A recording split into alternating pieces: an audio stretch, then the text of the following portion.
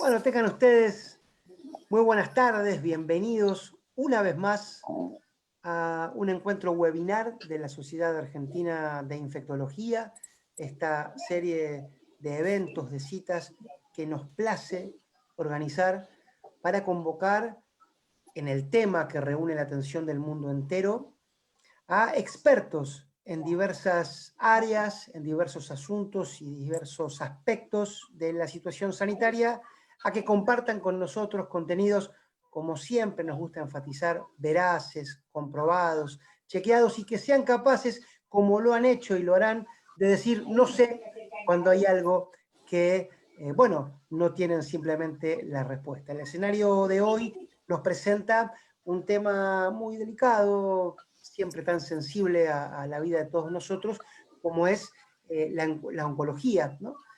COVID en pacientes oncológicos, ¿no? Y tendremos hoy enfoque en diferentes justamente escenarios y temas.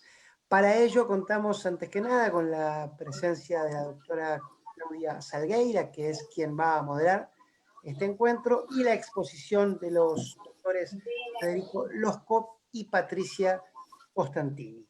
Dicho esto, sin más prólogo, decirte, Claudia, que ya hay unas 400 personas que están mirando este encuentro, que seguramente irán creciendo a lo largo de los minutos, que cualquiera que quiera volver a ver este webinar, compartirlo con amigos o con profesionales, lo puede hacer desde el sitio web de la Sociedad Argentina de Infectología y también desde nuestro sitio Facebook. Y ahora sí, sin más demoras, Claudia, buenas tardes. Buenas tardes, Federico. Buenas tardes, Patricia. Todo de ustedes.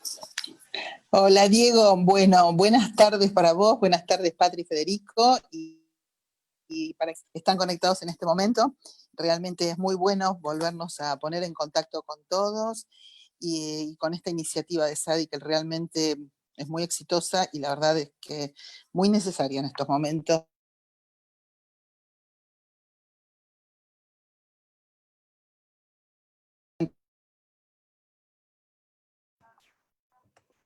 De Inmunocombi, con todos los miembros de la comisión, queremos agradecerle a la Sociedad Argentina de Oncología con quien estamos organizando esta actividad, también porque nos parece que es muy importante. Nos contactó en su momento Pablo desde allí y realmente siempre hacemos actividades conjuntas anualmente y realmente es un placer poder compartir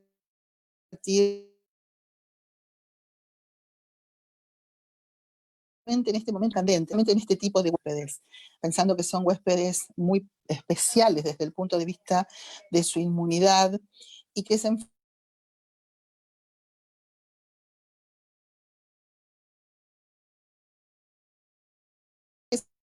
pensamos siempre con sus diferentes fases y con las diferentes fases que están en distintos, además, pensemos en nuestro país que a lo largo del país tenemos distintas fases, no es lo mismo de pronto lo que charlamos hoy, un paciente aquí en Capital Federal, que es la misma fase que está en otro lugar del interior, donde realmente no tenemos la misma casuística, la circulación comunitaria, etc. O como cuando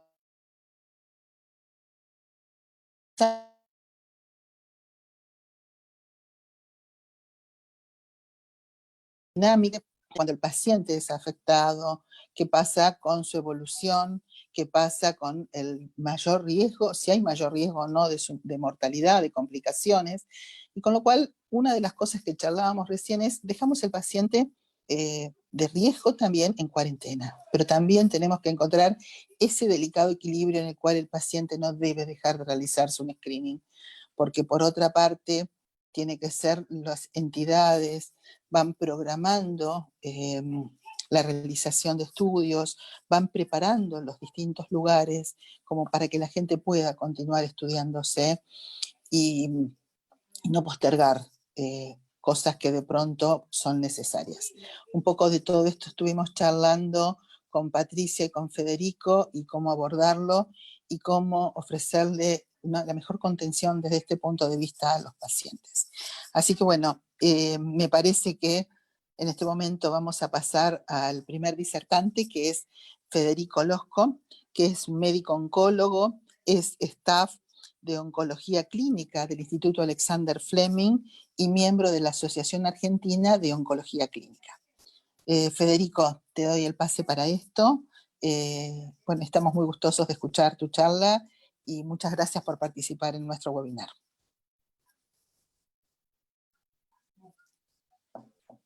Ahí está. Muchas gracias, Federico, Claudia.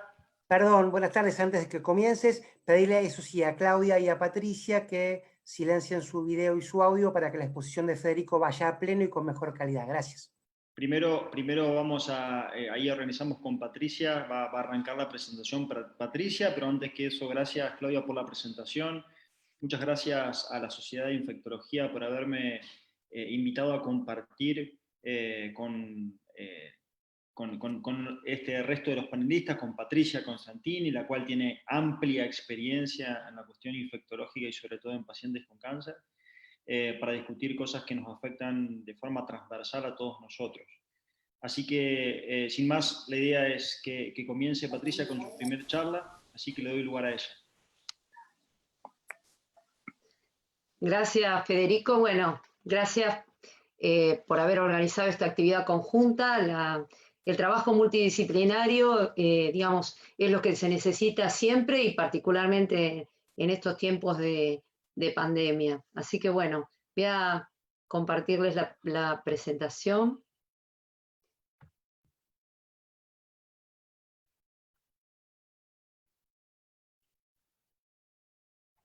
Bueno, vamos a abordar el tema de COVID en los pacientes oncológicos y un enfoque en diferentes escenarios en los que nos podemos encontrar con el paciente. Parte de estos puntos los abordamos en una actividad que hicimos en la Sociedad Argentina de Infectología y hemos actualizado, digamos, los puntos que hay nueva evidencia. Lo primero que nos preguntamos es cuál es la incidencia de COVID en el paciente con cáncer. Y para contestar a estas preguntas tenemos algunos estudios como este que se hizo en Wuhan, en China, donde estudiaron una población de pacientes admitidos en una institución oncológica y vieron que la incidencia durante la época de la pandemia en Wuhan fue de 0,79 en los pacientes con cáncer versus 0,37 en la población general, fue mucho más alta, y también estaban sobrerepresentados los pacientes con cáncer de pulmón y mayores de 60 años. Esto también puede estar relacionado con que el cáncer de pulmón es muy prevalente en la población china.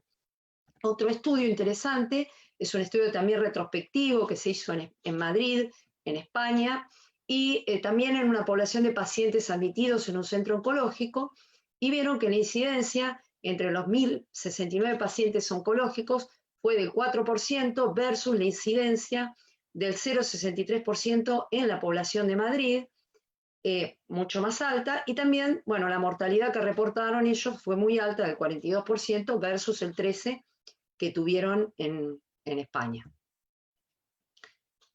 Si tomamos la población de pacientes que tienen COVID, también nos preguntamos cuál es la prevalencia del cáncer como enfermedad subyacente. Entonces, para contestar esta pregunta tenemos diversos metaanálisis. Este, por ejemplo, es uno que incluyó 11 trabajos y 3.600 pacientes, y en este metaanálisis en particular, la prevalencia de cáncer fue del 2%. Otro, muy interesante, es este metaanálisis que incluyó 10 trabajos con casi 77.000 pacientes, y en este que evaluó la prevalencia de diferentes comorbilidades, como la hipertensión arterial, la enfermedad cardiovascular, la diabetes y el tabaquismo, el cáncer representó cerca del 1%. Entre estos valores es entre el 1 y el 2%, todavía no tenemos datos locales de la Argentina, pero es lo que esperamos de prevalencia del cáncer en digamos, los pacientes con COVID. ¿Cuál es la clínica en el paciente oncológico? Bueno, no difiere mucho de la clínica digamos, en el resto de la población de pacientes. La fiebre puede estar ausente hasta en un tercio de los pacientes, la tos y la disnea son los síntomas más comunes.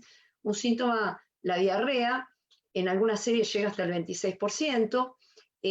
La anosmia es poco frecuente, pero un síntoma muy característico, menos del 10%. Hay un pequeño porcentaje de pacientes que se detectan asintomáticos, y la presencia de neumonía difiere en las diferentes series, también depende de qué estudio por imágenes hayan utilizado. Por ejemplo, en estudios donde utilizan la tomografía computada de tórax, por ejemplo, reportan incidencias tan altas como del 90% de neumonía. Y la necesidad de internación va desde el 40 hasta el 78%, muy alta. Y un dato muy preocupante es el hecho de que el 24 al 40% de los pacientes oncológicos han adquirido la infección, tanto sea como infección asociada a los cuidados de la salud por el contacto frecuente con el sistema de salud que tienen estos pacientes, o en forma intranosocomial.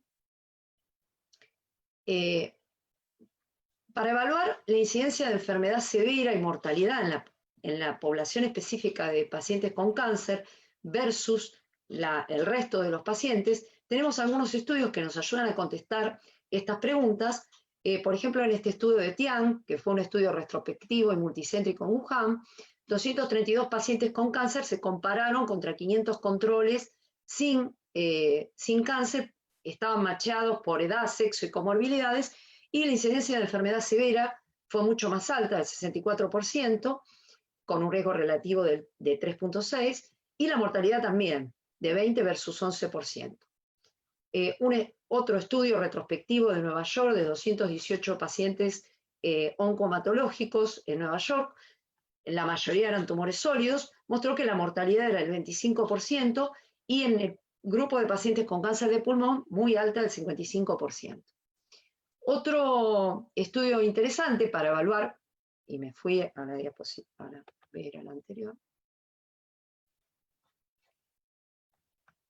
Otro estudio interesante es este metaanálisis de Giannakoulis, donde incluye 32 estudios y 46.000 pacientes. Bueno, evaluó la población oncológica de 1.700 pacientes versus el resto, y vieron que la necesidad de internación en terapia intensiva y la mortalidad, ambas,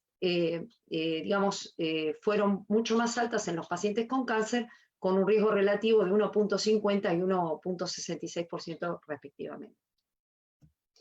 Este estudio de Dai y colaboradores también es un estudio caso-control entre pacientes con cáncer versus controles sin cáncer.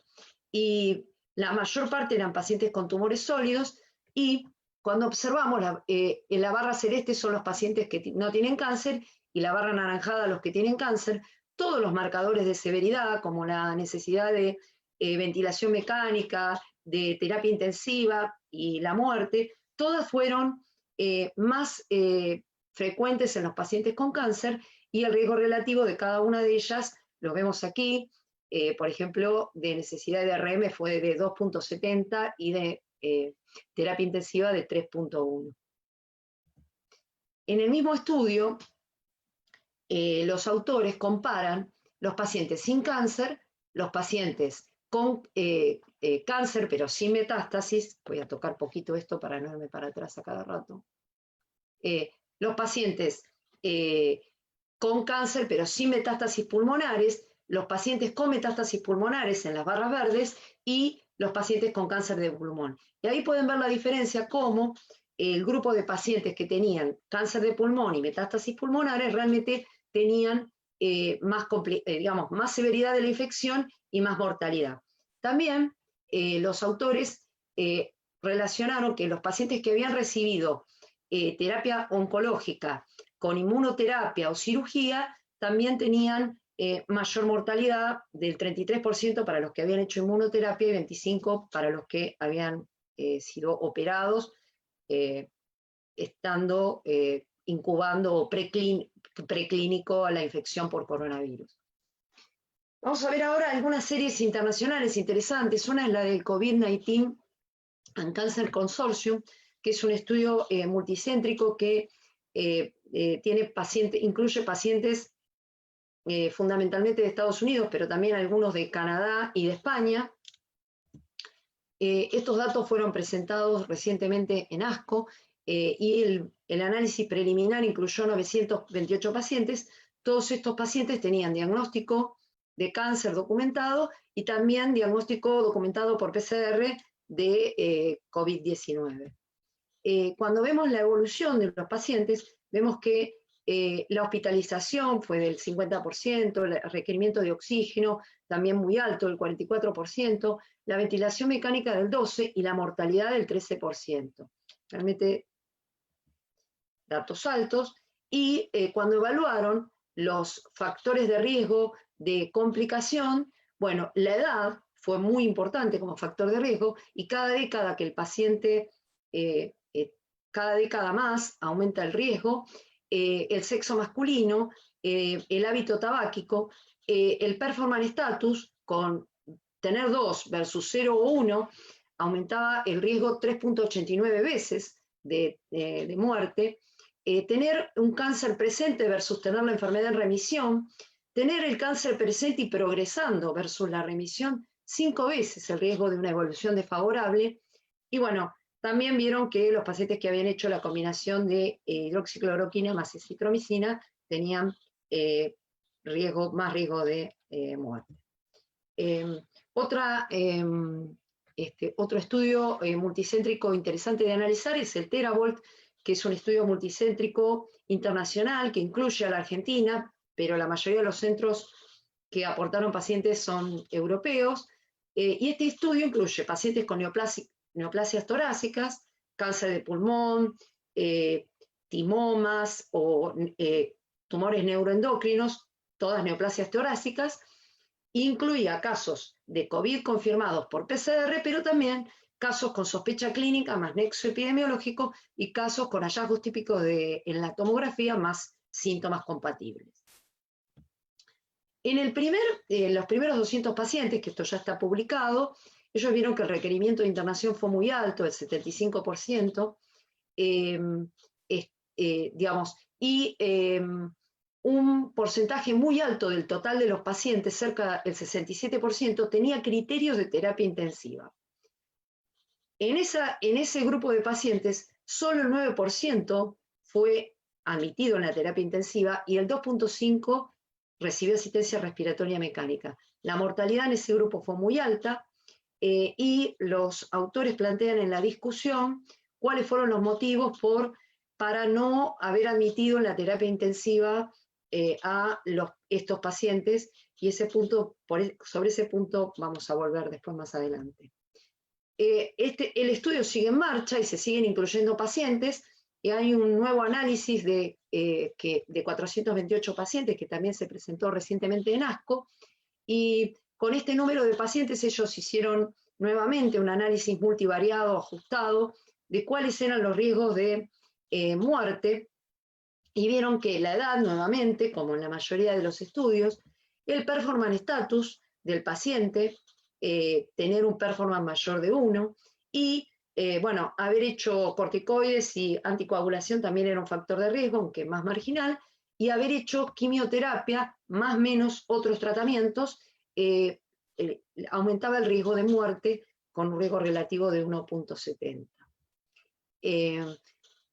Otro estudio interesante de analizar es este estudio multicéntrico británico, de 800 pacientes con cáncer. En este grupo la mortalidad fue muy alta, del 28%, y los factores de riesgo nuevamente fueron la edad y las comorbilidades.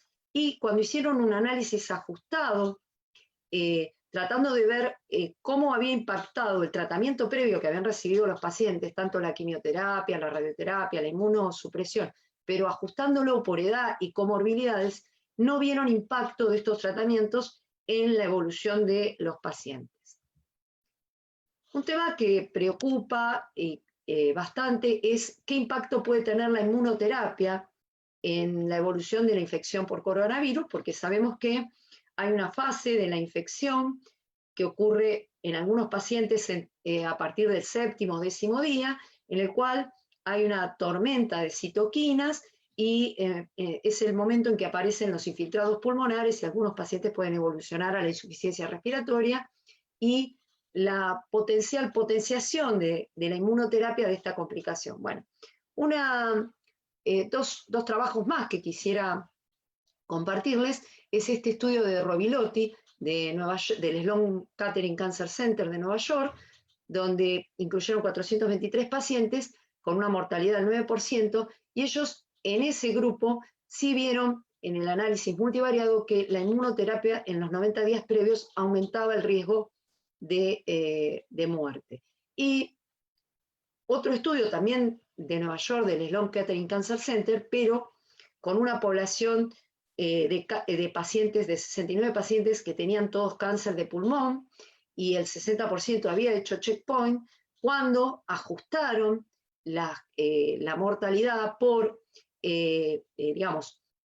por el hábito tabáquico, no encontraron asociación entre haber realizado inmunoterapia en los últimos 30, 60 o 90 días, lo analizaron de muy diferentes formas.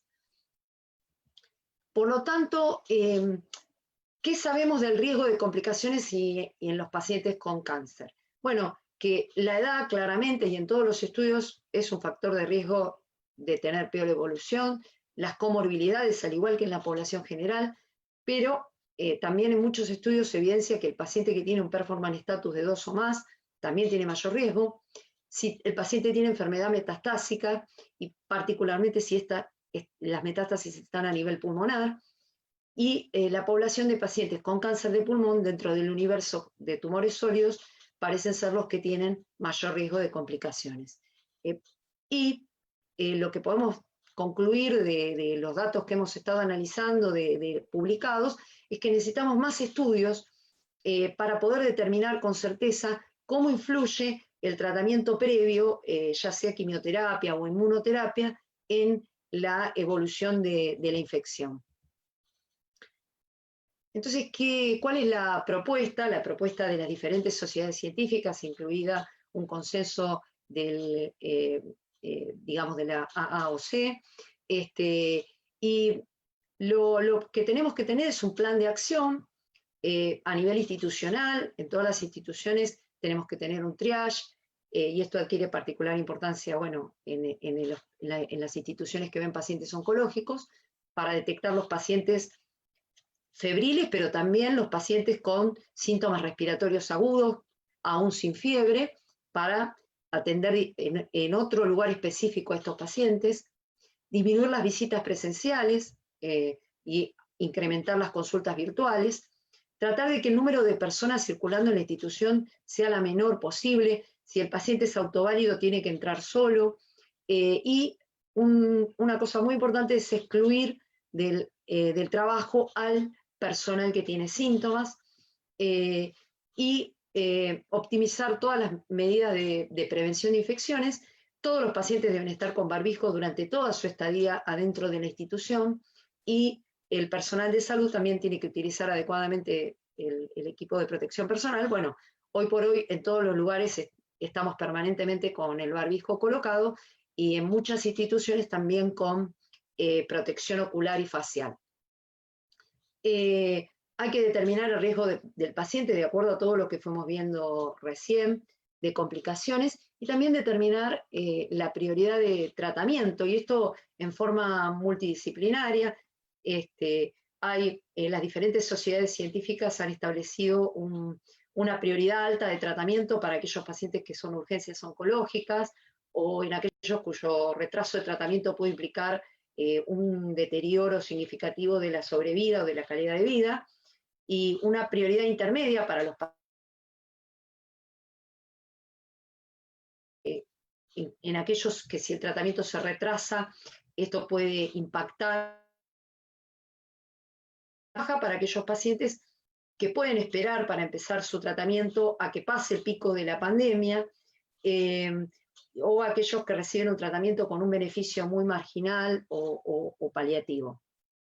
Y algunas medidas de control específicas para el paciente oncológico. Por ejemplo, muchos de nuestros pacientes van al hospital de día a hacer sus tratamientos, y bueno, es muy importante recordar que en todos, no solo en la entrada de la institución, sino en muchas otras áreas del hospital, también hay que repetir el triage para detectar al paciente que tenga algún síntoma de sospecha.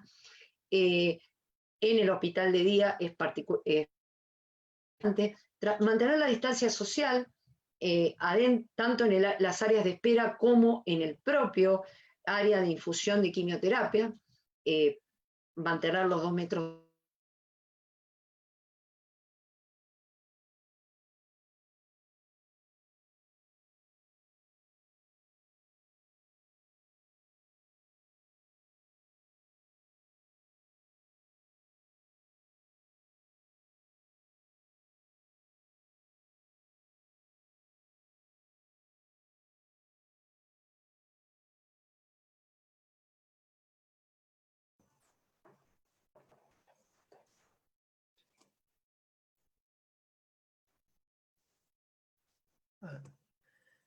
Muy bien, vamos a esperar un poquitito. Tenemos una pequeña demora por parte de Patricia. Tuvo un pequeño inconveniente técnico, así que vamos a esperarla. Ahí estás. Estás retomando, Patricia. A ver, habíamos perdido la conexión. Acá estamos, acá estamos. Estamos todos los que estamos. Volvimos. Sí, señor. Dio el presente ahí Claudia, dio el presente Federico, así que seguimos para adelante, Patricia. Bueno, a ver si puedo volver a la pantalla que estaba. Bueno, estaba con las medidas en el hospital de día de mantener la distancia social y la higiene de superficies. Y voy a volver para atrás un segundito.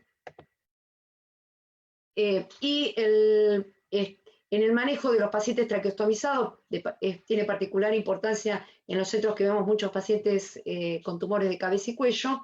Recordar que estos pacientes se aerosolizan permanentemente, entonces los tenemos que atender con equipo de protección personal que nos proteja contra aerosoles, que incluye el barbijo de tipo N95 y protección ocular y camisolín.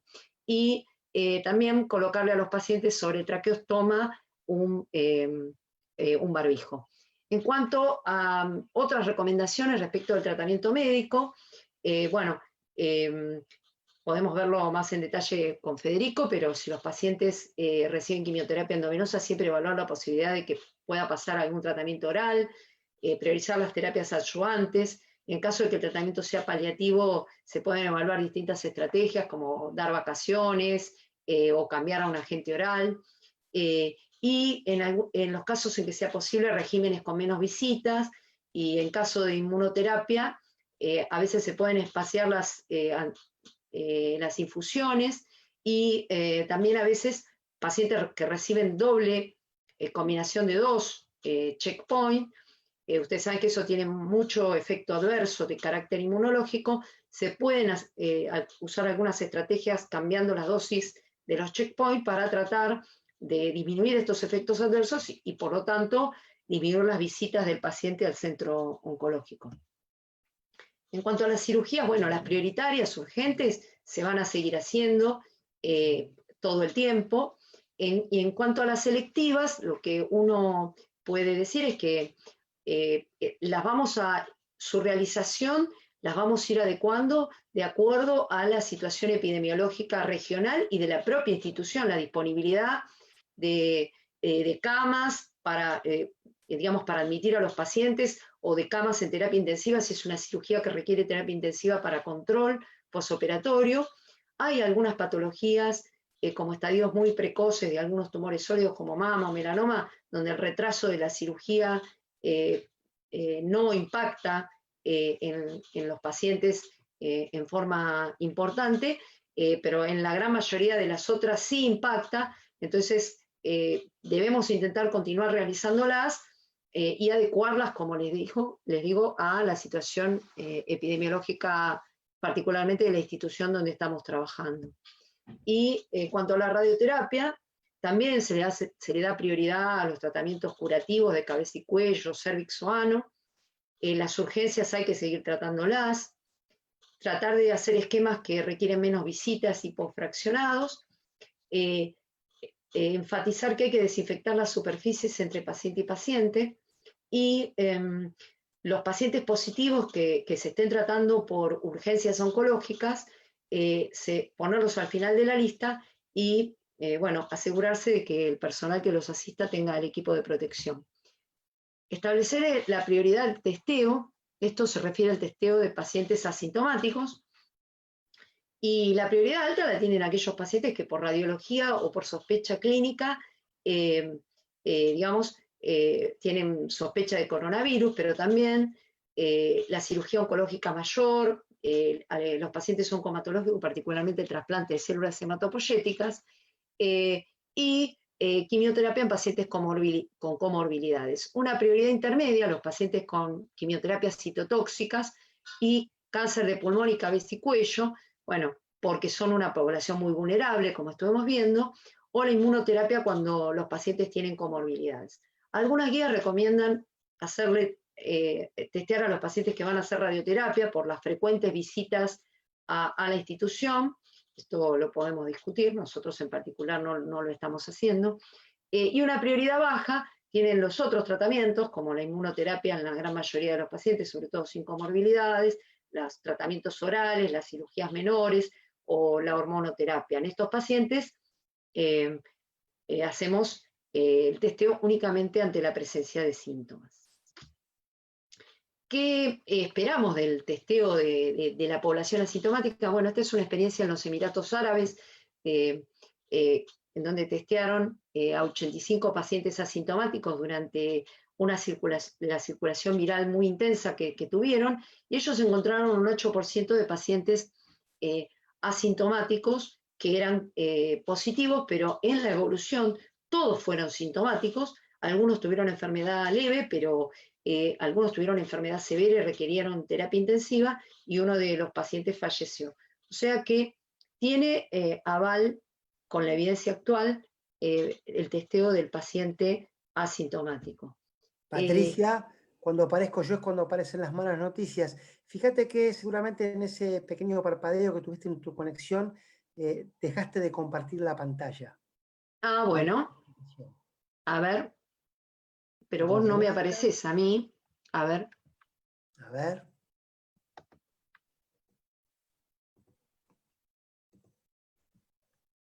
A ver si te puedo volver a ver.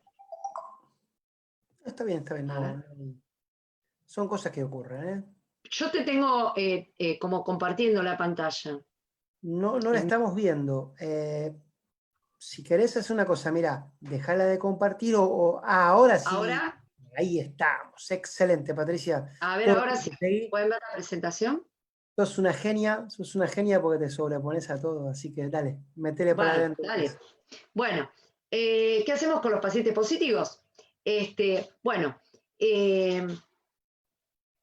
la idea de testear a los pacientes es tratar de posponer los tratamientos tanto de quirúrgicos como de radioterapia, quimioterapia o inmunoterapia, salvo que se trate de una urgencia oncológica. En general, nuestros pacientes van a requerir una internación, la evaluación clínica por imágenes y de laboratorio, y después, si en conjunto y en el equipo interdisciplinario, y de acuerdo a la severidad del cuadro del paciente, a las 2-4 semanas podemos reevaluar, reiniciar el tratamiento. Esto después lo podemos discutir si quieren, pero en general acá, digamos, aparte de la severidad del cuadro, es muy importante la opinión del oncólogo acerca de cuán importante es para este paciente seguir prontamente con la quimioterapia o versus un paciente que puede esperar 4 a 6 semanas para reiniciar el tratamiento. Y les quiero compartir una paciente que tuvimos, una de las primeras pacientes que tuvimos, una señora con un cáncer de pulmón de 55 años, era un adenocarcinoma mucinoso invasor. Ella estaba haciendo una segunda línea de tratamiento por presentar metástasis pulmonares bilaterales con carboplatino y pemetrexed, y tenía enfermedad estable y había pasado a mantenimiento con pemetrexed, un buen performance, estaba en performance 1 la señora, y consultó el 23 de mayo por dolor lumbar. La ven en la guardia del hospital, le hacen una resonancia pensando que puede tener una compresión medular, no encuentran lesiones y la mandan a la casa con analgesia. A las 48 horas vuelve por fiebre, anosmia, y tos y disnea. Bueno, le hacemos esta placa de tórax, donde se ven infiltrados pulmonares en ambas bases, y bueno, le hicimos un hisopado nasofaringeo que fue positivo para SARS-CoV-2, ahí la paciente saturaba bien, empezamos tratamiento antibiótico.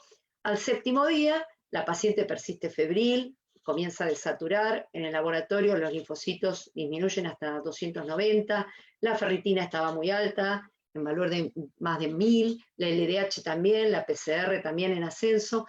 Bueno, en ese momento nos planteamos diagnósticos diferenciales entre la fase inmunológica de la infección por SARS-CoV-2 versus sobreinfecciones o coinfecciones, y lo que hicimos fue tratar empíricamente todas estas posibilidades. Le agregamos trimetoprima sulfametoxazol a dosis para neumocitis girovesi, vancomicina y dexametasona, y evaluamos en el equipo multidisciplinario que eventualmente esta paciente iba a pasar a terapia intensiva y si lo requería iba a recibir asistencia respiratoria mecánica. Por suerte no fue necesario y la paciente evolucionó favorablemente, solamente persistió positiva por 5 semanas, pero ahora está de alta y en su domicilio. Esto nos hizo reflexionar sobre algunos puntos. Uno es que los pacientes a veces se presentan con síntomas atípicos, de forma tal que en la guardia y hasta que uno no tiene un diagnóstico definitivo de los pacientes, creemos que el personal tiene que usar equipo de protección. Otra, que pueden existir las coinfecciones o las sobreinfecciones, ahora les voy a mostrar algunos datos. Y la tercera es que tenemos que trabajar en forma multidisciplinaria para decidir, sobre todo, el pase a terapia y si el paciente se va a intubar y se va a ventilar. No, porque esta paciente, debido a las condiciones que reunía, era una paciente que tenía un pronóstico de sobrevida bueno. Y vamos a ver ahora algunos datos de coinfecciones y sobreinfecciones.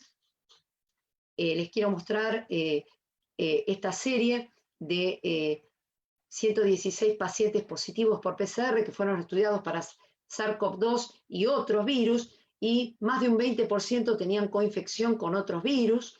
Esta otra serie, este caso, más revisión de la literatura española, mostró 37 casos de coinfección entre influenza y SARS-CoV-2 en el hemisferio norte, donde estaban co-circulando ambos virus, y en general la presentación era severa de esta coinfección. Y también tenemos algunos casos reportados, como este, de infección por neumocitis girovesi en pacientes con SARS-CoV-2, y se especula que esto puede ser porque los pacientes con evolución severa suelen tener una linfopenia muy, muy marcada, y esto los puede predisponer, aparte, digamos, del hecho de que muchos de nuestros pacientes oncológicos, por los tratamientos que reciben, ya tienen factor de riesgo para neumocitis girovesi. Bueno, y acá voy a ir a las conclusiones. Y los pacientes con cáncer tienen más incidencia que la población general de COVID, más severidad, mayor mortalidad.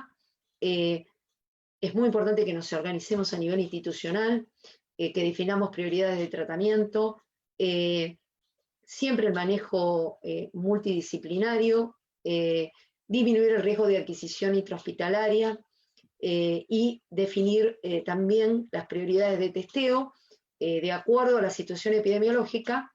No es lo mismo trabajar en un área de circulación tan intensa como Capital Federal o el Gran Buenos Aires, que en alguna otra provincia o localidad del interior de la provincia, y también la disponibilidad del test en el centro.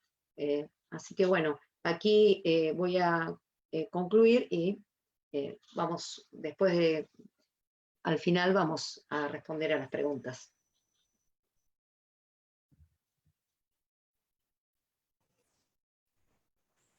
Muy bien, Patricia, gracias por sobreponerte a todas las dificultades. Ahí lo vamos a escuchar a Federico. Decirles que ya son casi 500, y es increíble, a medida que van, les dije, a medida que van pasando los minutos se suman más y más espectadores. Y tenemos, Claudia, no te asustes, unas 25 preguntas pendientes allí en la gatera, así que con tranquilidad todos que vamos bien. Federico, adelante. Perfecto. Gracias, Diego. Gracias, Patricia. Excelente presentación y puesta al día de la realidad que estamos viviendo más que nada ahora en esta población especial que son los pacientes oncológicos en este contexto de pandemia. Y agradezco a la Sociedad de Infectología y a la Sociedad de Oncología darme la oportunidad de compartir con ustedes esto, que es un poco la idea de discutir el enfoque en diferentes escenarios dentro de una pandemia que ha afectado de forma transversal a todos nosotros, en diferentes aspectos de nuestra vida.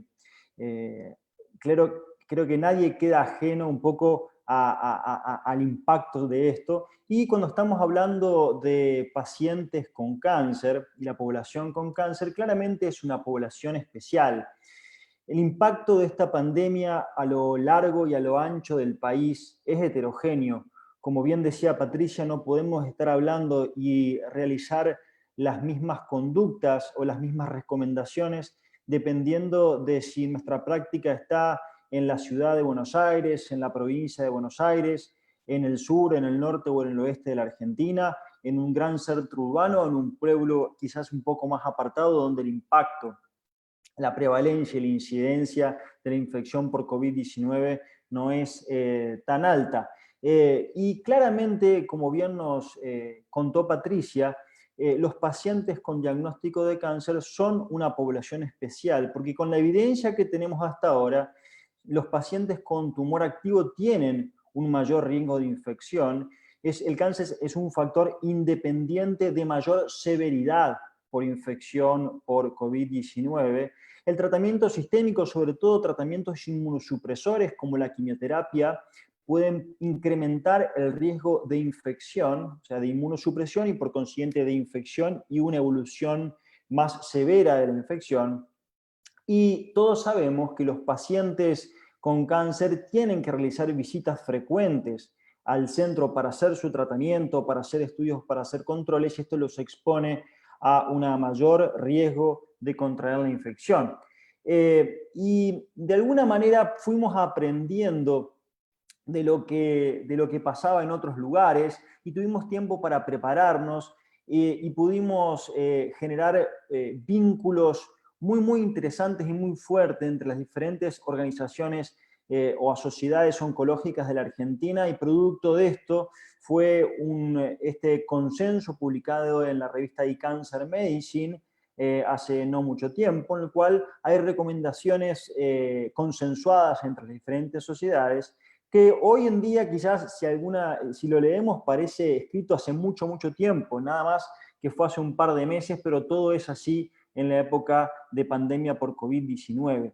Y este gráfico ya lo mostró Patricia, y sabemos que todas las conductas, o la gran mayoría de las conductas que nosotros tomamos hoy por hoy en nuestros pacientes, tienen una evidencia limitada. Nosotros acostumbrados a basarnos en estudios prospectivos randomizados, con una alta calidad de evidencia para tomar decisiones sobre nuestros pacientes, hoy, sinceramente, tenemos estudios descriptivos en la mayoría de los casos, con poca cantidad de pacientes y monoinstitucionales que no representarían la realidad de cada uno de los lugares. Entonces, pero más allá de esto, es la mejor evidencia que tenemos para tomar conducta, para el manejo, la práctica habitual y para los tratamientos de nuestros pacientes. Este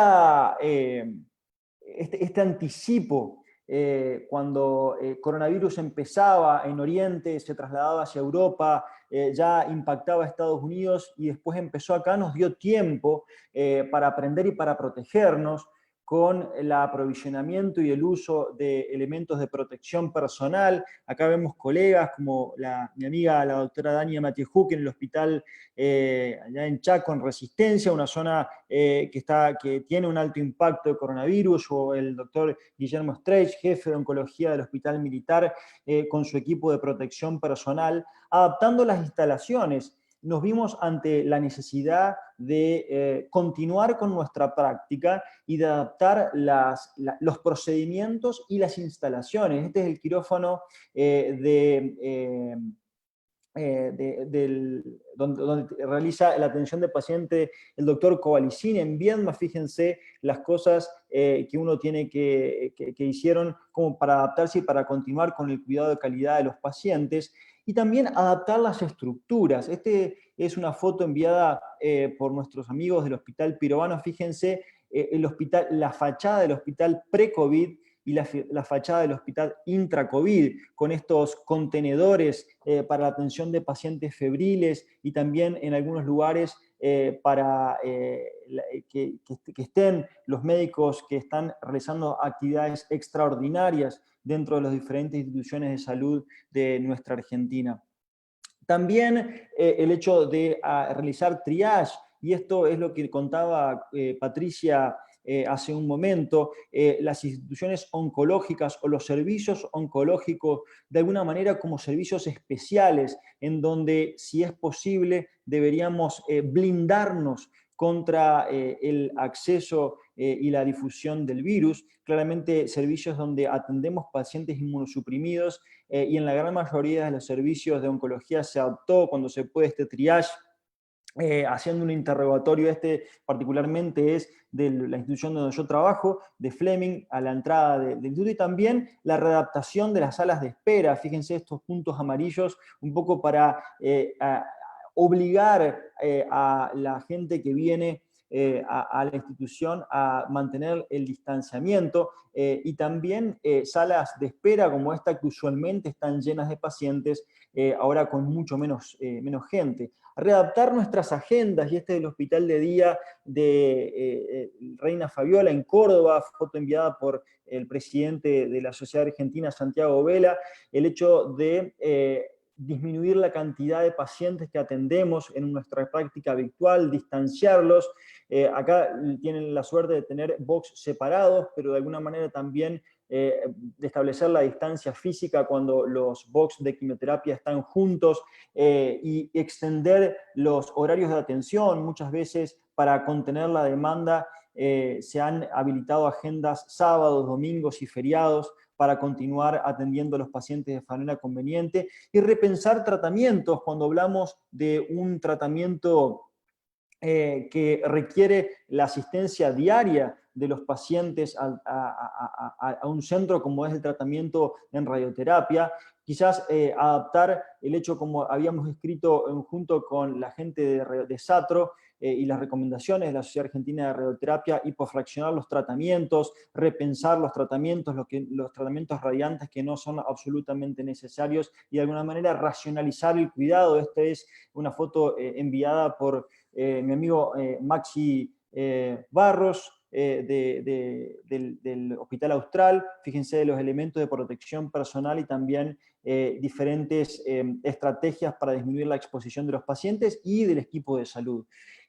Nombraba Patricia recién, recomendación de realizar la teleconsulta, cosa que en realidad muy pocos centros y muy pocos de nosotros estábamos preparados para implementar de forma tan intempestiva como lo requirió la pandemia, y no teníamos los medios y el entrenamiento para hacerlo, y lo tuvimos que empezar a hacer como pudimos y de la manera que podemos. Fíjense, este es el esfuerzo que hace la gente del Hospital Pirovano, como muchas otras gentes más, de tratar de comunicarse por diferentes medios. Esto es Twitter. Fíjense, consultas por medio de Twitter, muchas veces, y como vamos a ver, la dificultad de no contar con los medios para acceder a una teleconsulta formal como corresponde, hace que hagamos el esfuerzo de contactarnos por vías no tan habituales para la atención médica como son las redes sociales. Esto no es una guerra, y hacer paralelismos entre cuestiones bélicas y cuestiones médicas no es algo correcto, pero sí se parece a una situación catastrófica, y ante las situaciones catastróficas lo bueno es tener una estrategia, y un estratega, un gran estratega difundido no solamente en la cuestión militar, sino también aplicado esas estrategias a cuestiones de negocios y a cuestiones de la vida diaria, fue Sun Tzu. Sun Tzu fue un militar de la antigua China que escribió tratado contra la guerra. Y Sun Tzu decía, diferenciaba diferentes formas de ataque del enemigo, ¿verdad? El ataque frontal, en el cual nosotros estábamos preparados para lo que se venía, y de alguna manera teníamos que instalarlos en terrenos altos, llanos, y con la posibilidad de avanzar y organizarlos de tal manera que podamos atacar de manera frontal al enemigo. Pero también lo que decía Sun Tzu es que tenemos que estar preparados y tenemos que contemplar la posibilidad de un ataque indirecto. Cuando nosotros estamos concentrados en el ataque directo, frontal del enemigo, quizás hay algunos ejércitos que vengan por la retaguardia o por los costados. Y un poco esto es lo que quiero hacer énfasis en estos minutos, es los daños colaterales, un poco el ataque por la retaguardia que nos está produciendo esto del coronavirus, no solamente de forma directa, en la infección por coronavirus y todas las cuestiones que estamos viviendo hoy en día más que nunca, sino las cosas que nos está impactando en todo lo que hicimos por luchar contra esta pandemia. La cuarentena prolongada o prolongadísima y todo como eso impacta en los diferentes aspectos del tratamiento de los pacientes oncológicos y del personal médico. Impacto que podemos ver en diferentes planos, y no, quizás me dejo afuera varios de ellos, pero quisiera hacer importante mención de estos puntos en el diagnóstico, en la asistencia, en el acceso a los tratamientos y también en la investigación, como vamos a ver en los próximos minutos. Fíjense, estos son los tumores más frecuentes de la Argentina: el tumor de mama, el cáncer de mama, el tumor más frecuente en las mujeres, el cáncer de próstata, el tumor más frecuente en el hombre, pero también tumores de pulmón y cáncer colorectal y cáncer de cervix, que viene ahí dentro de los primeros 5, pero en algunas zonas de la Argentina hay una alta prevalencia que llevan a la incidencia de cáncer de cervix a uno de los primeros. Y para el cáncer de mama, el cáncer de colorecto y el cáncer de cervix existen prácticas preventivas con un impacto profundo en beneficio de los pacientes. La detección temprana y la intervención temprana impacta de manera significativa en la supervivencia global y aumenta la tasa de curación de estos tumores. Lo que estamos viendo es que, y estos son datos de UK, del Reino Unido, que las consultas, y esto no es ajeno a nuestra realidad y a todas las personas que practicamos la medicina, las consultas han disminuido de forma drástica, y estos números del Reino Unido tranquilamente pueden aplicarse a nuestro medio. 60% de las consultas son 60% menos de las consultas ahora que en una época normal, ¿bien? Y también los test para diagnosticar de forma temprana el cáncer también han caído de forma drástica por todas las cuestiones de público conocimiento. Este es un gráfico hecho por el NCI, el Instituto Nacional del Cáncer de Estados Unidos, un poco proyectando cómo va a ser la mortalidad acumulada por los casos perdidos de diagnóstico de cáncer de colon y cáncer de mama, dos de los tumores más frecuentes, en la próxima década.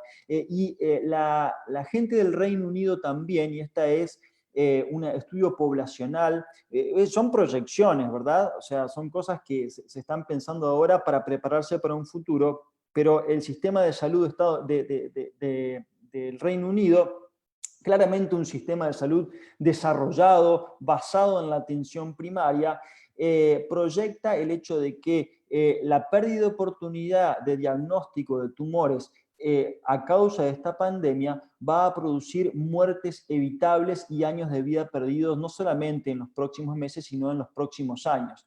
Claramente datos preocupantes que impactan son impactos indirectos, tal como habíamos nombrado hace un momento. Impacto en la asistencia, para llegar al centro de salud, al centro de atención, el impacto de la asistencia está en las dificultades de concurrir del paciente al centro por miedo al contagio, claramente por obligaciones domésticas, toda una red de cuestiones se vio afectadas por esto, y si tenemos que cuidar a los chicos, tenemos que cuidar a nuestros padres o tenemos personas a cargo, es mucho más difícil concurrir a hacer un control, un estudio médico, problemas con el transporte y también la burocracia. Todos estamos exigidos, pero hay situaciones las cuales hoy en día es mucho más difícil de acceder por medio de la burocracia, cuestión de que forma parte de la realidad argentina de nuestros tiempos y de los tiempos pasados también. Y también cuestiones relacionadas con el acceso del equipo de salud a los centros. También muchos de los que tenemos hijos chicos, ya la gente, los que nos ayudaban con el cuidado no pueden venir, los que tenemos padres a cargo o cuestiones a cargo no podemos venir y tenemos que encargarnos de cuestiones domésticas, problemas con el transporte también, reasignación de tareas. Estamos hablando específicamente de los pacientes con cáncer y de la gente que atiende pacientes con cáncer, y muchos de los que me están escuchando conocen esta realidad, que fueron reasignados a unidades de febriles, entonces no pueden prestar atención como lo hacen habitualmente en los centros de atención oncológica. Y podemos decir, claro, para todo esto, si no podemos concurrir a un centro de atención, existe la telemedicina, claro. Es algo, en teoría, muy alentador y demás, y claramente lo es. Pero cuando uno se imagina telemedicina, o cuando nos dan las charlas de telemedicina o vemos un video de telemedicina, imaginamos al médico que se levanta por la mañana, revisa su agenda, abre la ventana y entra aire fresco por la ventana y se sienta muy placenteramente a escuchar a un paciente que tiene una conexión a internet estable y sabe manejar el sistema de telemedicina desde su casa, y tiene todo ordenado y uno tiene de alguna manera todo listo como para darle una respuesta a la demanda que tenga el paciente. Claramente, y muchos de los que me están escuchando saben que eso claramente no es así, porque muchas veces nosotros no tenemos el ámbito necesario para realizar la telemedicina. Muchos de nosotros lo hacemos al mismo tiempo que atendemos el Zoom de nuestros hijos, porque ahora no van a la escuela, atendemos las cuestiones domésticas y demás, no porque no querramos tener un ámbito adecuado, sino porque es muy difícil lograrlo. Y es lo mismo para el paciente.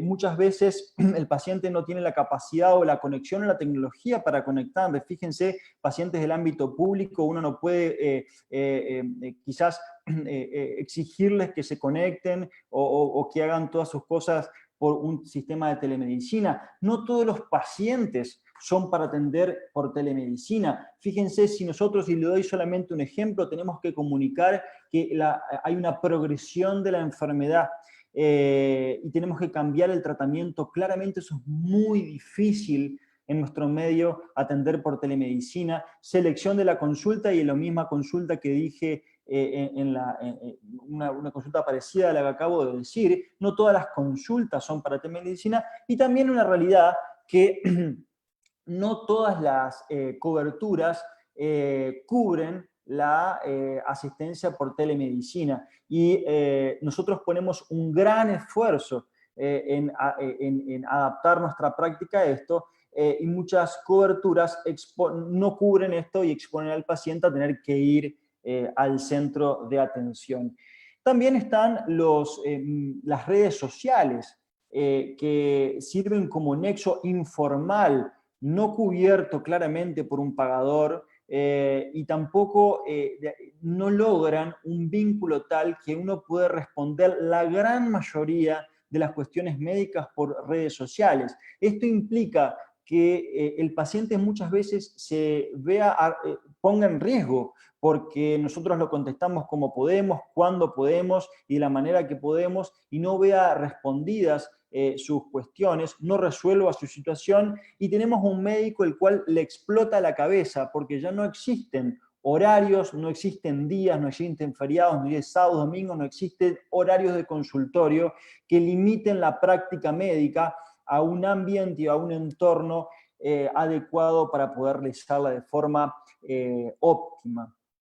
Vamos a otro punto y es el acceso a los tratamientos. Y sabemos que hoy en día la medicina no puede practicarse solo, o al menos si estamos hablando de la oncología, que es de lo que yo sé, si practicamos oncología, claramente tiene que ser una cuestión transdisciplinaria que involucre diferentes disciplinas y como parte de eso diferentes tratamientos como son la quimioterapia, hormonoterapia, radioterapia, inmunoterapia, cirugía y demás cuestiones que implica la intervención de diferentes profesionales y podemos adaptar los tratamientos y somos, los oncólogos tenemos la gente que nos dedicamos, el equipo de salud que nos dedicamos a la atención de pacientes con cáncer, tenemos y estamos entrenados para establecer estrategias de tratamiento y adaptar las estrategias de tratamiento. Esta situación de pandemia nos expuso a racionalizar de forma extrema los tratamientos y sabemos que si un paciente no recibe una terapia estándar, claramente esto impacta en la supervivencia global en muchos casos y en la calidad de vida y en el bienestar del paciente.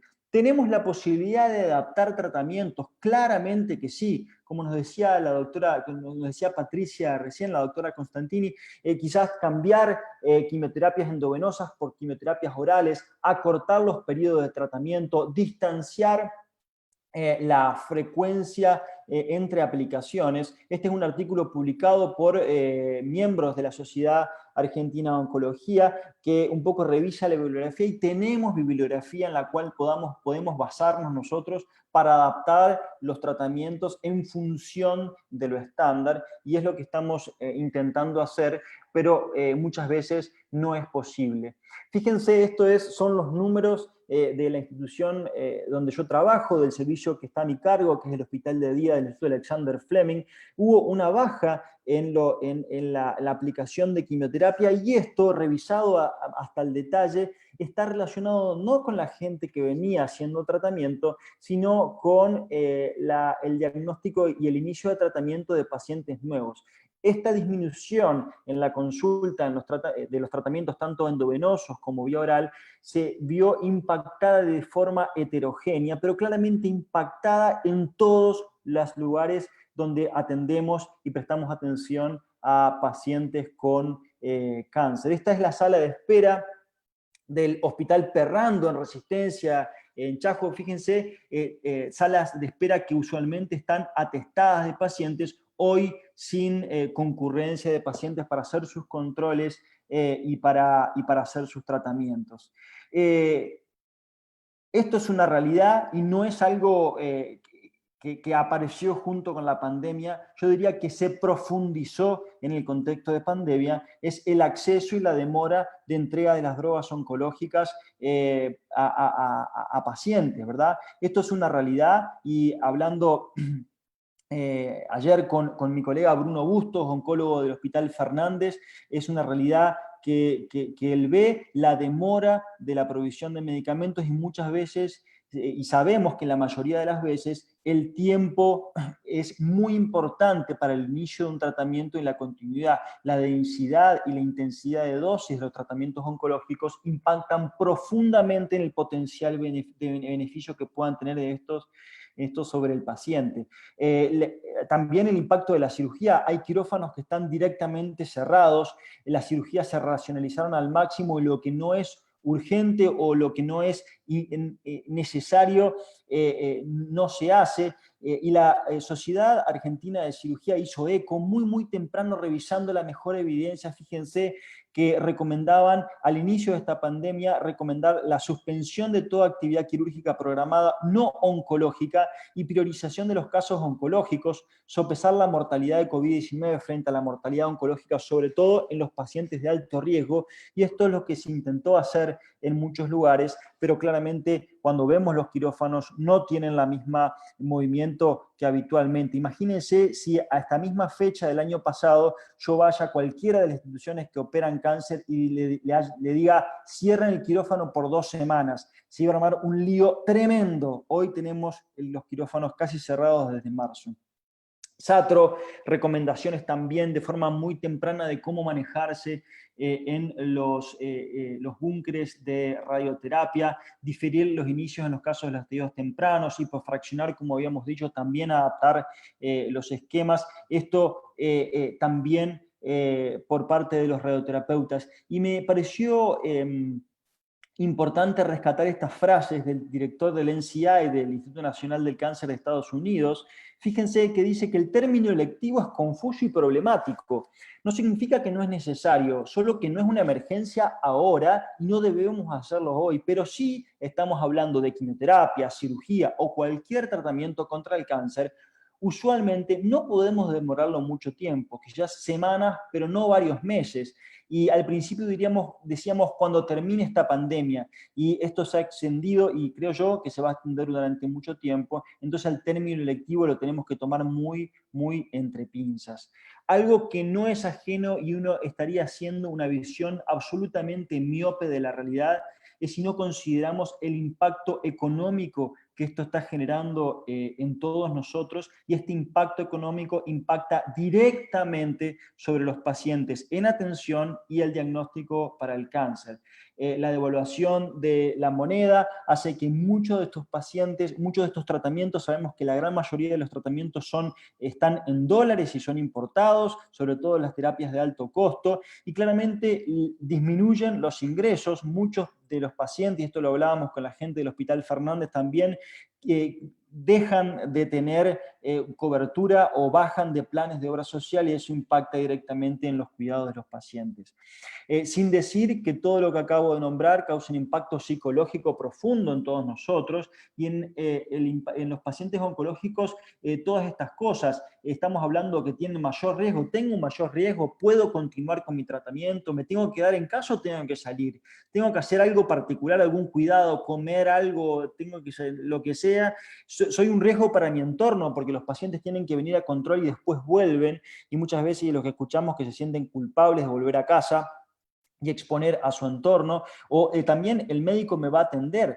Esas son algunas de las cosas que se plantean los pacientes.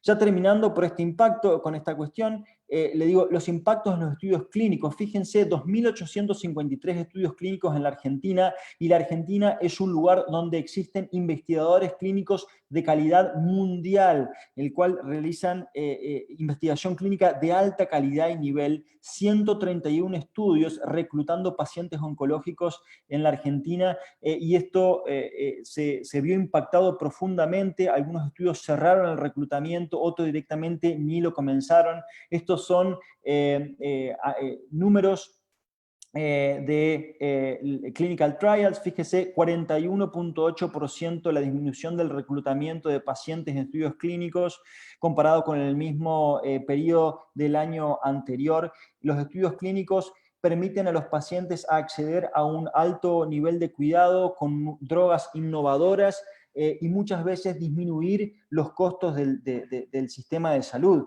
Entonces, al disminuir el reclutamiento a los estudios, esto impacta de forma negativa. También, como tenemos investigadores clínicos de alto nivel, Argentina cuenta con investigadores básicos de un altísimo nivel, yo diría del mejor nivel mundial, y en cáncer también. Nuestros amigos del CONICET, fíjense, estas son fotos enviadas por Romina Girotti, con la cual compartimos actividades académicas y nuestra pasión por la biología molecular.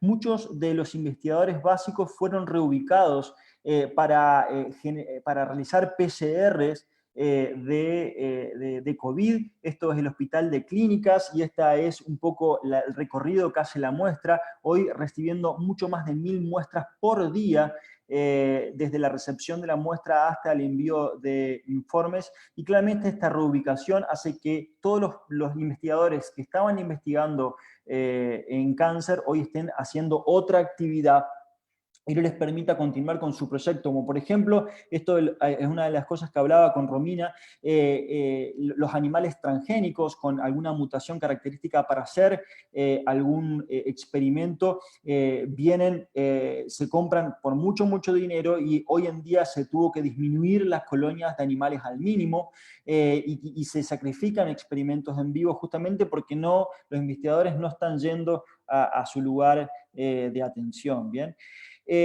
Hasta acá un poco la realidad que todos estamos viviendo, pero un poco me parece que un problema no es tal si uno no puede plantear una solución, o al menos una solución probable. Y COVID-19 nos ha sacado de la inercia y nos permite replantearnos muchas cosas en muchos aspectos de la vida. Y cuando estamos hablando del paciente en nuestra práctica con el paciente oncológico, nos permite replantearnos objetivos y establecer estrategias que nos permitan afrontar esta situación y nos permita ser mejores en el futuro. Hay muchas cosas que ha sacado esta crisis, muchas cosas que ha sacado lo mejor de muchos de nosotros, el hecho de discutir pacientes en comités virtuales, discutir situaciones en comités virtuales, hacer reuniones académicas y seguir con la formación virtual, como por ejemplo nosotros tenemos uno de los congresos más importantes del mundo en oncología, es el Congreso de ASCO en Chicago. Pudimos hacer nuestra reunión anual del Post-Chicago de alto nivel, con una alta participación de todos los socios de la asociación y de gente que participó, y seguir formando de esta manera. Y una de las mejores maneras de modificar de forma positiva nuestra realidad es conocerla, es conocer qué nos pasa. Y esta es la razón por la cual la Asociación de Oncología Clínica está comenzando un estudio junto con la COG, que es Latin American Oncology Group, para el registro de pacientes con cáncer en la Argentina. Esto es muy reciente, está la dirección que está en la página de la Asociación Argentina, y cualquier persona, sea socio o no de la asociación, no hace falta ser oncólogo, puede registrarte como investigador con unos pasos simples que uno lo puede solicitar en esta dirección, y empezar a registrar pacientes con cáncer para formar parte y para conocer nuestra realidad y para saber qué nos pasa a nosotros particularmente, y no basarnos en números europeos o americanos que muchas veces nos reflejan nuestra realidad. ¿Qué hacer ahora? Y un poco la experta en esto y una de las que está en el campo de batalla es Patricia Constantini, y nos acaba de decir qué tenemos que hacer y qué cuestiones tener en cuenta con nuestros pacientes. Claramente seguir las recomendaciones oficiales de la gente que sabe de infectología, que es la gente que está en el terreno. Tenemos que seguir formándonos. Los webinars hoy nos invaden, tenemos que seleccionar la información que impacta de manera más positiva en nuestra práctica clínica, pero tenemos que seguir formándonos. Obviamente, como dijimos, racionalizar el cuidado y pensar en atender de forma óptima, de calidad a los pacientes, tratando de desviarnos lo menos posible del estándar, y tenemos que adaptar los tratamientos según la evidencia. Tenemos que continuar cuidándonos, porque eso es bien sabido que esto se expande y se contagia de forma muy fácil, pero tenemos que cuidarnos para cuidarnos nosotros, para seguir atendiendo a nuestros pacientes y cuidar a nuestro entorno. Tenemos que comprender todas estas cosas generan un gran impacto en las formas que nos comunicamos, en las formas que hablamos, en las formas que pedimos las cosas. Tenemos que comprender a la gente, pero también hacernos comprender de que estamos en medio de una situación crítica, y muchas veces cuando tenemos demandas sobreestimadas o no se nos reconoce nuestro trabajo, también deberían comprendernos a nosotros. Y esta es la última diapositiva. ¿Y qué va a ser del mundo después del COVID? Creo yo que el mundo después del COVID va a ser claramente diferente, y en lo que respecta a los pacientes oncológicos, vamos a tener que adaptar la situación y atender a todos los pacientes que le dijimos vení cuando termine. Tenemos que quizás ampliar el horario de atención, ampliar la capacidad que tenemos para hacer estudios de screening, para hacer cirugías, para hacer seguimiento y demás, atención de los pacientes que no vinieron porque tenían miedo al contagio, y esto claramente establece nuevos paradigmas que va a cambiar nuestra atención seguramente de acá en adelante, la forma en que atendemos a los pacientes, la forma de cuidamos a los pacientes y la forma en que nos formamos como médicos e informamos a la población. Muchas gracias.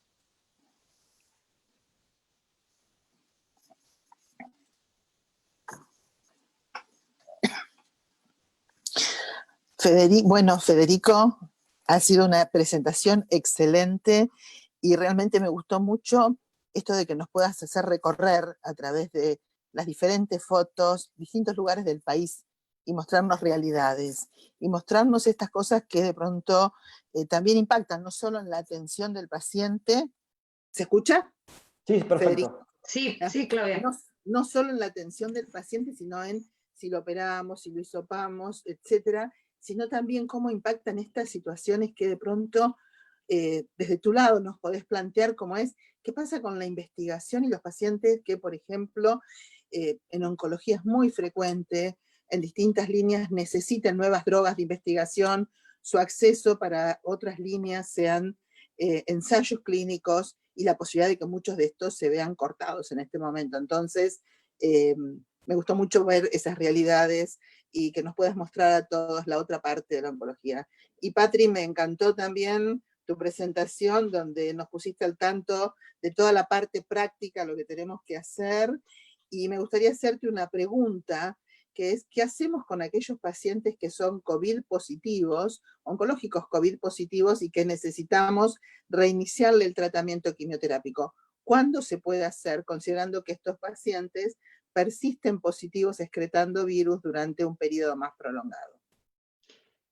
Creo que, digamos, depende de la presentación clínica del paciente, pero también siempre tener al lado al oncólogo y al clínico que, digamos, que evalúe la urgencia de continuar con el tratamiento oncológico.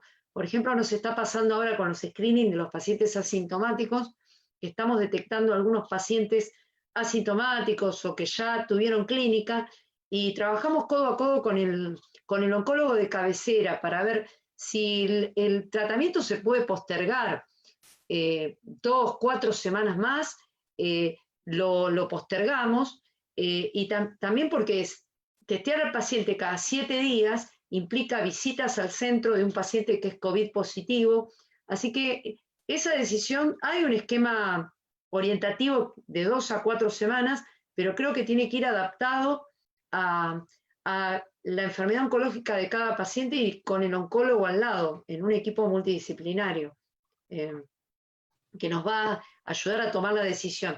Obviamente el paciente tiene que estar clínicamente estable, sin síntomas por lo menos, o con los síntomas estabilizados por lo menos 72 horas, pero de ahí en más, creo que tenemos que hacerlo en equipo con el oncólogo.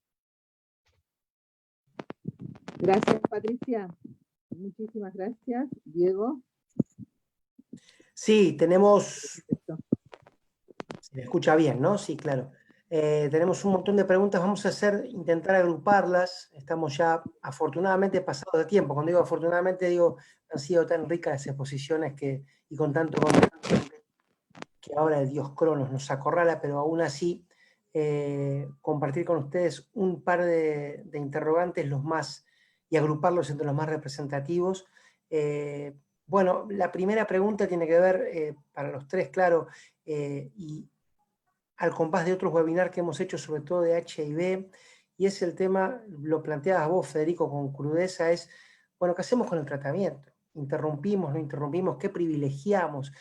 ¿Vale la pena correr el riesgo de salir a la calle para ir a un centro médico?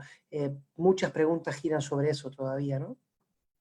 Sí, totalmente. En realidad, uno podría establecer una cuestión de prioridades, ¿no? Y esto, como te digo, está basado en recomendaciones de expertos. No tenemos ningún estudio prospectivo randomizado que nos diga de que no tenemos que iniciar un tratamiento de tercera línea en un paciente que viene en perfecta condición general y tiene la posibilidad de responder a un tratamiento de tercera línea contra cáncer renal, por ejemplo. ¿entiendes? O sea, iniciar quimioterapia en un paciente que está sintomático en cáncer de próstata. Traigo cosas de mi práctica habitual, yo me dedico a tumores genitourinarios y esa es la cuestión, pero sí claramente está el hecho de que hay cosas que no tienen discusión. Por ejemplo, no podríamos dejar de tratar a un paciente con quimioterapia que claramente es inmunosupresora y tiene un tumor germinal con chance de curarse, y eso depende mucho de la intensidad y la densidad de dosis que hagamos. Y por ahí el hecho de iniciar tratamiento en el otro extremo a un paciente que tenga mucho riesgo de toxicidad y un bajo beneficio del tratamiento va a ser plantearnos esta situación, quizás y no realizarlo, ¿no? También podríamos adaptar cuestiones, adaptar tratamientos a pasarlos a vía oral o también generar tratamientos con menos riesgo de inmunosupresión en algunas patologías, pero acá la clave está en lo que dijo Patricia, la clave, la decisión está en tener transdisciplina y poder evaluar el riesgo-beneficio teniendo en cuenta diferentes aspectos del paciente. Por eso es tan difícil generar una guía y bajar línea a la población general en estas cosas, ¿no? Porque cada uno de los casos se tiene que evaluar de forma detallada para considerar el beneficio y el riesgo de cada uno. Sí, por ahí que la idea es que el paciente no tome la decisión de no concurrir, sino que la decisión esté en el equipo multidisciplinario, digamos, que es el que la mejor respuesta que le va a dar la mejor respuesta, digamos, acerca de qué riesgo y qué beneficio va a tener para él continuar, suspender o cambiar, bueno, como lo expresó muy bien Federico. Bueno, muy bien. Claudia, estamos llegando al fin. Como te dije por privado también, qué lindo cuando llegamos al fin con tantas cosas por decir, porque esto no es una puerta que se cierra, sino otra puerta que se abre para un próximo encuentro. Así que pedirte a vos que cierres, por favor, después cerramos nosotros formalmente, y agradecerle, claro, a Federico y a Patricia, ¿no?, por su tiempo. Bueno, muchas gracias, Diego, por darme el cierre. En este sentido, muchas gracias a Federico, muchas gracias a Patricia, muchas gracias a la Asociación Argentina de Oncología Clínica. Es un placer trabajar en conjunto con ellos, y creo que fue muy bueno darle la visión desde el punto de vista, desde los infectólogos y de los oncólogos, tanto a la población general que escucha, porque la comunidad también está pendiente de todas estas situaciones. Pensemos que son pacientes que buscan mucha información, siempre el paciente oncológico también, y es bueno que tengan información de primera mano y de buena calidad científica, y también para el resto de la comunidad médica, para que vayamos vivenciando un poco las realidades en los distintos lugares de nuestro país, acercando algo que es una situación dinámica y única que estamos viviendo, realmente. Muchas gracias. Nos vemos en algún próximo encuentro, seguramente.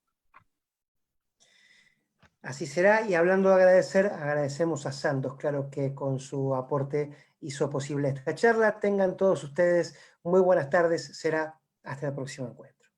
Buenas tardes, un gusto. Hasta luego.